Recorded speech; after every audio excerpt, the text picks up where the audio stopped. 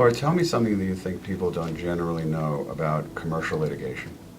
I think a lot of people don't realize that if you're sued as a corporate entity, that you cannot represent yourself. So an individual might be able to appear in court pro se, but an entity can't do that.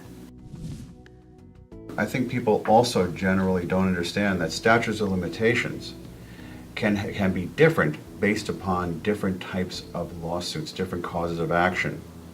I think a lot of people also don't realize that they can differ based on state. So someone might come to you thinking that they are bound to the laws of the state where they're in, not realizing that the person that they might be suing might be elsewhere, or that by reason of contract or some other reason, the litigation might be governed by a different set of laws, which might provide different statute of limitations. You know, it's interesting. Another thing that people don't realize is that the deadlines are not just the statute of limitations. That's the easy deadline. That's the obvious deadline.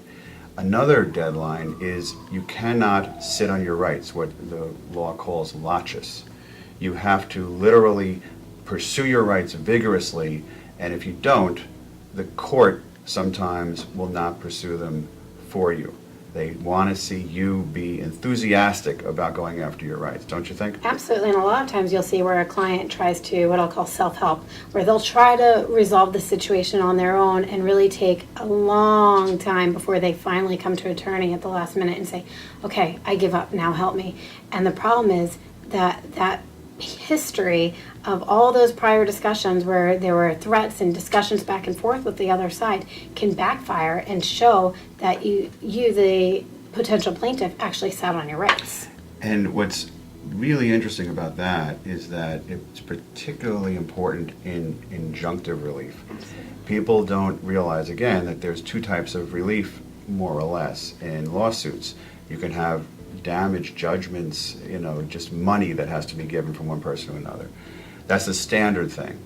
Or you can have an injunction, which means someone has to do something or someone is prohibited from doing something. In the realm of the injunction, the issue of laches, the issue of sitting on your rights and not pursuing them vigorously is really important, because you're telling the judge it's an emergency. That's why you need the injunction. It can't be compensated by money damages. A judgment's not enough. I need my injunction. Well, if you need your injunction, where were you 6 months ago when you knew about this, right?